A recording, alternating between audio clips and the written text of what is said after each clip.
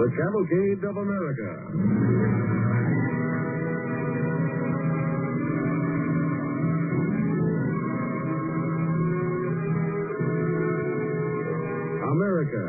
America means skyscrapers and haylofts, the crack of a pioneer's flintlock, and the sound of the riveter's machine, the outline of a church steeple against the midnight sky. America is your story. America is you and everyone you know. Starring Ginger Rogers in the house near Little Dock Street.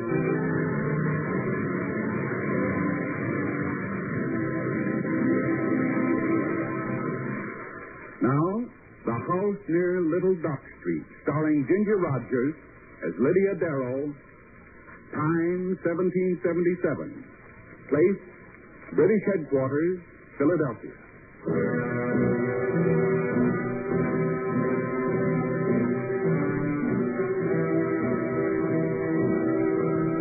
Reports on the woman Lydia Darrow. Residence, frame house near Little Dock Street. Occupation, housewife. Political affiliation, friendly. No evidence of sympathy to the American cause. Orders from General Howe. Colonel Robert Patterson will be quartered during the British occupation of Philadelphia at the house of Mrs. Lydia Darrow near Little Dock Street. Good.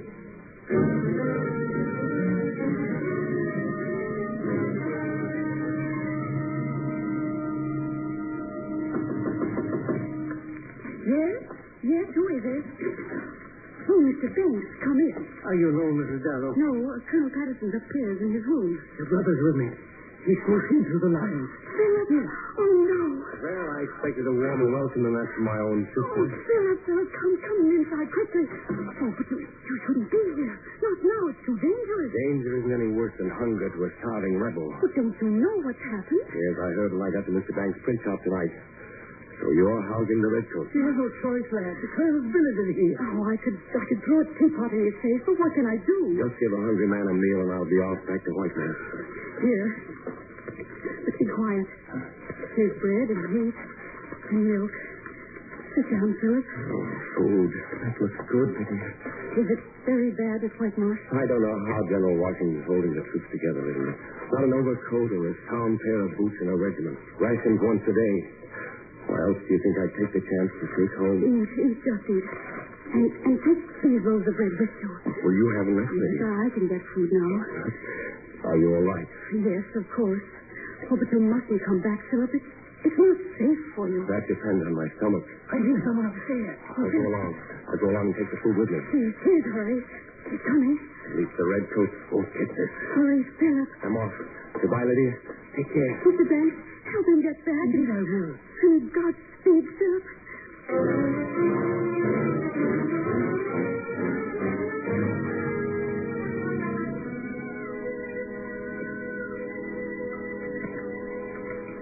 Another cup of tea, Colonel Patterson? Yes. Thank you. I will. Excellent tea, Mrs. Darrow. Excellent. I believe good tea is in the pot, not the least. Don't you, Colonel? My belief precisely. You know, you make this uncivilized pursuit of war exceedingly pleasant, Mrs. Darrow. Why not? You're a guest in my house. I love company. I always have. And I haven't been as comfortable since I left London. Thank you, Colonel. But I do hope it's over soon. It's so inconvenient to run a house with a town full of soldiers. Are you getting supplies now? Oh, yes. But you know, your dinner parties do require a lot of food. Oh, my dear lady, you shan't be put to trouble. Here's a pass that I'll sign for you. Oh. It'll permit you to go wherever you wish outside the city for supplies. Why, thank you, Colonel. And don't worry. Washington can't hold that ragtag and bobtail army of his together through the winter. They're freezing out at White Marsh now. Yes, I've heard. Foolish, isn't it? When a house can be so pleasant and a hostess so charming. Colonel, what a flatterer you are. Well, I simply realize there are more reasons for keeping the colonies than His Majesty suspects. Oh, Colonel. Well, that brings me to some business, Mrs. Darrow. I shall want the house tonight for a staff meeting. The entire house? We wouldn't think of disturbing your family, Mrs. Darrow. We simply ask that you and your daughter retire to the second floor. We shall hold our meeting here in your parlor by the open fireplace. Well, you'll be most welcome, of course, Colonel. I should like everyone to retire by 8 o'clock. 8 o'clock? Well, this is an important meeting, Mrs. Darrow. I must have your word that we won't be disturbed. Oh, I see, Colonel. Very well, you have my word. You've been most cooperative, Mrs. Darrow. I was sure we could rely on you.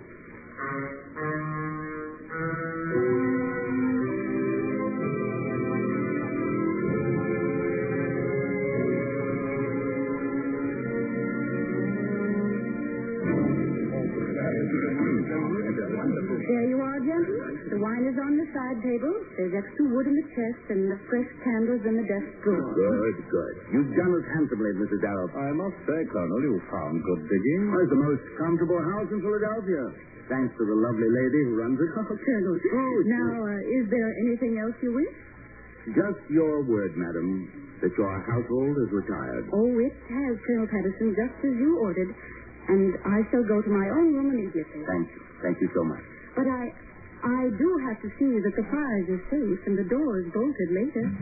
Would you call me when the meeting is over? I'd like to do that, Colonel. Mrs. Darrow, I apologize for Major Andrews. Oh, come, Colonel. You can't be so miserly with a charming lady. Don't be a fool, Andrews.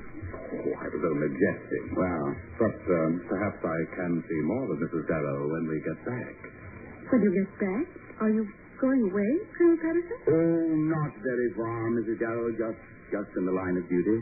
Oh, it seems such bad weather for you to be traveling. The soul's is right, madam. But don't you worry. I'll see that you're not imposed upon. Gentlemen, we shall proceed with our meeting. Thank you very much. Good night, gentlemen. If there's anything you wish, I shall be upstairs with Susanna. I say, Andrews, you almost let the cat out of the bag talking about going away. Oh, what would that mean to her? Obviously, the only place we go is out to Washington. Colonel Patterson has perfect confidence in the lady. I do. I've heard she has conscientious objections to war. She tells me that her own brother's hiding out from the rebels now. You see, gentlemen? Mrs. Darrow is a lady and a friend. I expect every officer on this staff to show her the proper respect. I like my quarters, gentlemen, and I don't intend they shall be disturbed. Now, if you please your attention, I've been instructed.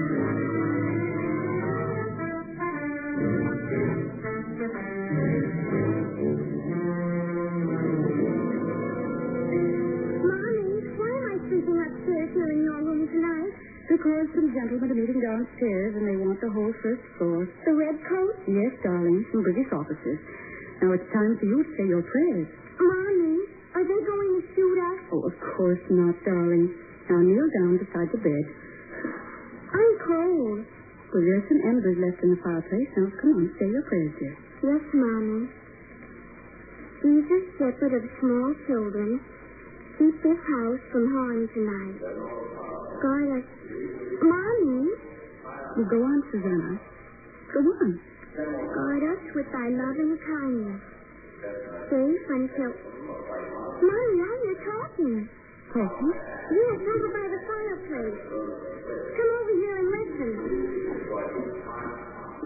Yes, it's coming up from downstairs to the team. It's Colonel Patterson. I can hear him exclaiming to... Please, listen carefully. These plans are secret. No one will have them but the officers in this room. Here are the orders that General Howard sent you. The entire British Army will move from Philadelphia toward White Marsh at 11 o'clock tomorrow night. Now listen. The entire British Army will move from Philadelphia toward White Marsh at 11 tomorrow night. The band will be commanded by North Carolina. Fighting in Philly first, followed by the third. Susanna, come back to bed, dear. Yes, Mommy. Did you understand what those men said? Not exactly, Mommy. Something dreadful is going to happen. Something very dreadful. What? I can't tell you now, but, darling, you must do exactly as I say. Yes. You must not tell a soul that you and I heard the gentleman talking downstairs through the fireplace. No, Mommy. And in the morning, even before the sun is up, I have to go away. Where? I have to go to the mill to get some flour. But we have flour. We just got some. I need more. So tomorrow, before anyone is up, I'm going to get it. Do you understand? Can I come? No, dear. You must stay here and keep house for me. Mommy. Get out of the car quickly. Take your time. Don't make a sound.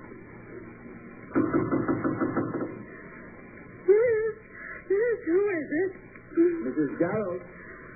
Oh, Colonel Patterson. Just a moment. Yes, Colonel Patterson? Can you hear me through the door, Mrs. Oh, Darrow? yes, indeed. I'm so sorry to disturb you, madam, but the staff is leaving. Oh, yes, thank you. I'll be right down. May I help you with the fires? No, thank you, Colonel. I can manage. Good night, madam. Good night, Colonel Patterson. Mommy. There, he's gone. Now, Susanna, do you remember what I told you? Yes. You're not even to tell Willie or Jack what we heard the officer say. No, Mommy. In the morning, if anyone asks for me, what will you say? You've gone to get flour. That's right, my darling. And God grant I may be in time.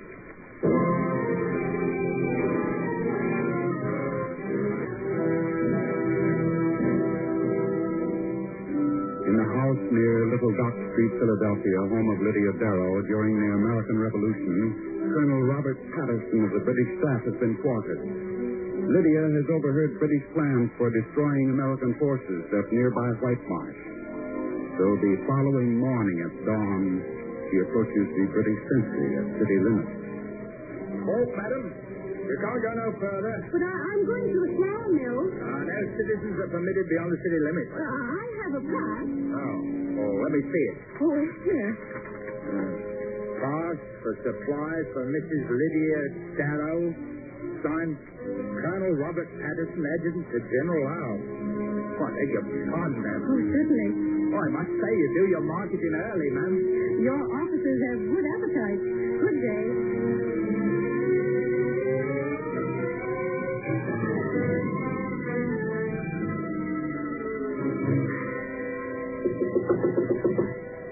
Mrs. Darrow, come inside. I want 25 pounds of flour. Why, for sure, Mum.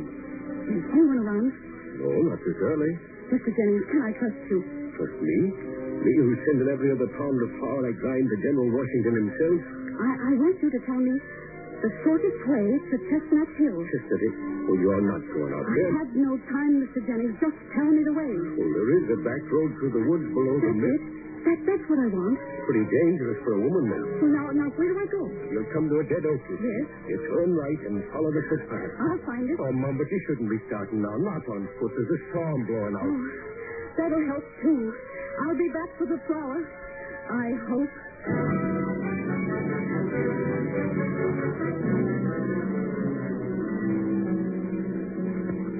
Well. Good morning, little lady.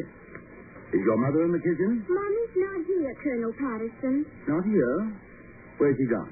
She's gone to the miller to get flour. Oh, that surprises me. Why, she got flour only last week? She said she needed some more.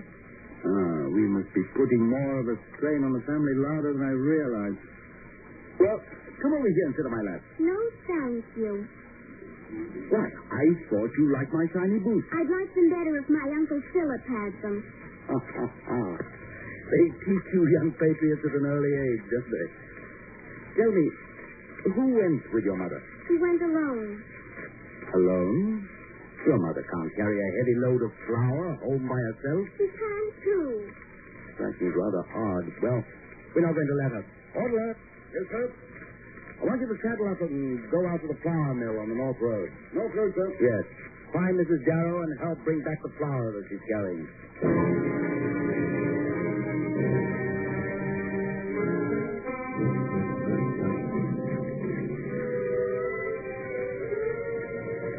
The wind sharpening, Colonel Craig. Yes, looks like a real blizzard.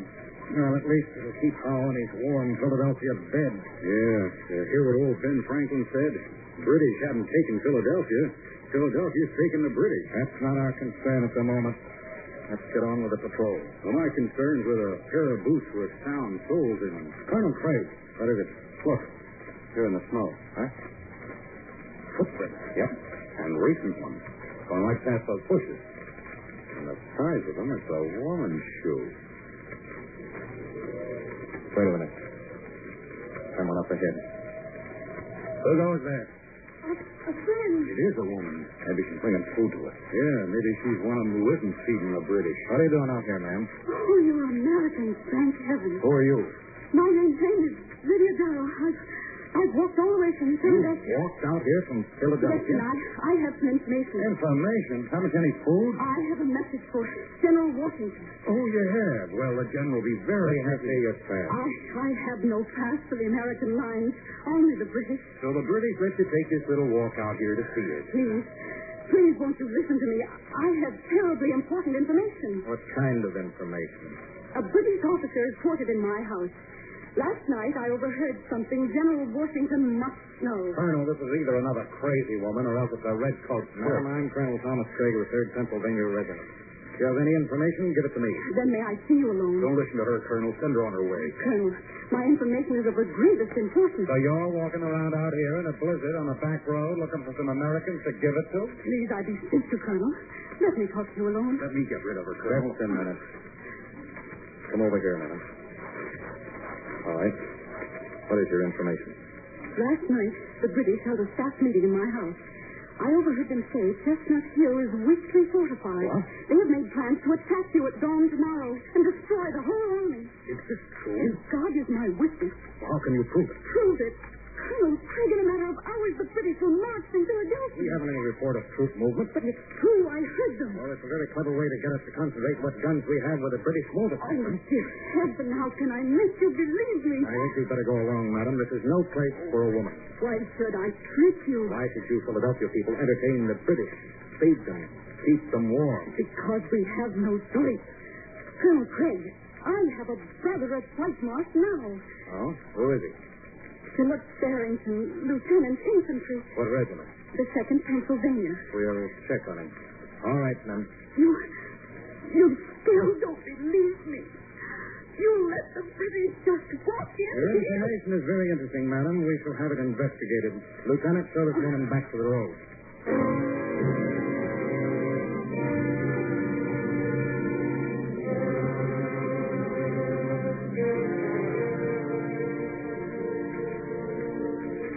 Mommy, what's the matter? Nothing, dear. Nothing at all. You just stand at the window. You did it all yesterday, too. Oh, I hadn't realized. You haven't talked to me or anything. Are you looking for the soldier to come back? No, not exactly. I'm glad Colonel Patterson's gone. I hope he never comes back. Susanna, would you try to tell me again just what Colonel Patterson said before he went away? Oh, he was angry. Oh, yes, dear, but do you know why? He was angry because the man he sent to help carry your flour couldn't find you. Now, can you tell me exactly what Colonel Patterson said? He said the man was a dope. What's a dope? A stupid person, dear. Well, now, what else did he say? I told you, Mommy. He said the dope must have gone to a tavern to get out of the storm. And then, what, did he say anything else? He said he couldn't understand it. His face was as red as his coat, Mommy. I see. Susanna, I want you to do something for me, dear. Yes, Mommy? Run down the street to the print shop. Tell Mr. Banks I want to see him right away.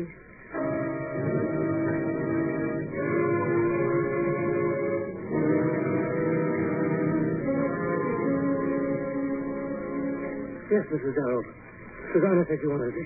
I've got to talk to you. Is something wrong? Have you heard any news of the British troops? Well, no more than the whole city knows. They marched the army out 2 nights ago toward White Marsh. Nobody's heard a word since. You don't know what's happened at White Marsh? No. Hey, you're upset, Mrs. Darrow. I have to tell you something, Mr. Banks. I have to tell someone. What is it, ma'am? 3 nights ago in this house, I overheard the British plan this attack. And at dawn, I went to the American lines to warn them. It doesn't matter now. The point is, the Americans didn't believe me. The devil they did. If they didn't prepare for it, the British will have wiped them out. The city's like the dead, Mrs. Darrow. But I'll try to find out something. Now, what about yourself? Have you thought what could happen if the British find out what you did? Oh, I haven't had time for that. What's that? Sounds like drums. It is drums. The British troops. Look out the window. It looks like they're coming back. Oh, what does that mean? They can't have had time for a full battle. Look at them. Lines of them. It looks as if the Americans did believe you, Mrs. Darrow. Do you think so? Do you think they were stopped? I do. Stopped in their tracks, and you stopped them. Oh, I'm afraid so. But if it is, you've got to think about yourself. I'm going to stay with you. Oh, but you can't. You can't. Colonel Patterson will be back. He will be suspicious if you're here. Oh, that couldn't be the Colonel now. I can't leave you here alone. You're in danger. I'll talk to him. I'll be all right. No, Mrs. Darrow. Oh, you can't help me. Nobody can. Now, please, go. Hurry out to the kitchen. The back door, Mrs. Darrow. Hurry, please. All right, ma'am. If that's what you want, I'll go. But take care.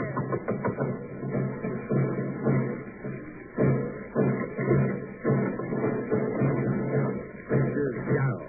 Why, Colonel Patterson, come right in. This is a surprise. Is it? Yes, I didn't expect you back. I haven't anything prepared. Madam, I must have a talk with you. Why, of course, Colonel. If you don't mind, I'll lock this door. Why, Colonel Patterson, whatever is the matter? Don't you know? Why, no. Then I'll tell you. Recently, General Howe had information that the American positions at White Marsh were ill-defended. So 3 days ago, we marched out for a surprise attack there. Did you really? Today, we marched back. Oh, you did? What happened? When we reached Chestnut Hill, we found the American position heavily reinforced and defended with cannon. Was it really? Yes, it was. They'd made fools of us. Or someone had. Madam, the night before our march, a secret staff meeting was held in this house. Oh, yes, I remember. It was very important, you said. The plans for this attack were made at that meeting. Yes, Colonel Patterson? We have reason to believe that those plans reached the Americans. Oh, Colonel Patterson, through one of your own gentlemen? My men? Certainly not, Mrs. Darrow. My officers are above reproach. Oh, please forgive me. Mrs. Darrow, I must ask you a few questions, and I shall expect you to be as direct as possible in answering them. Of course, Colonel. Where were the members of your household during that meeting? Why, you yourself asked us to retire to the second floor at 8 o'clock. What I asked and what happened may be two different things, madam. I think we may discuss this within the bounds of good manners, Colonel Patterson. I beg your pardon, madam. Mrs. Darrow, was anyone up in the house that night after 8 o'clock? Why, yes, I was. You were? Yes. What were you doing up? Susanna was sharing my room with me, and the child was cold after the fire went out, and I was up with her. Yet I had to knock on your door several times. Colonel Patterson, you asked me to be direct. I think it would be simpler if you were direct, too. Just whom do you suspect in this house? My daughter, Susanna? Please, Mrs. Darrow. Then that leaves me. And you left the house at dawn. I went to the flour mill. You can prove that by asking I'm not trying to prove anything. But I have a General Howe to answer to. Oh, yes, of course. General Howe.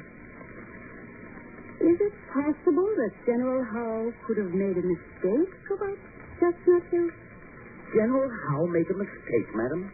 Well, couldn't he have been misinformed about the American position? After all, you have no proof that anybody warned the Americans. That's very true, madam. No proof at all. Certainly no proof that one helpless woman could get through a blizzard to the American lines. I had all I could do to reach the flour mill.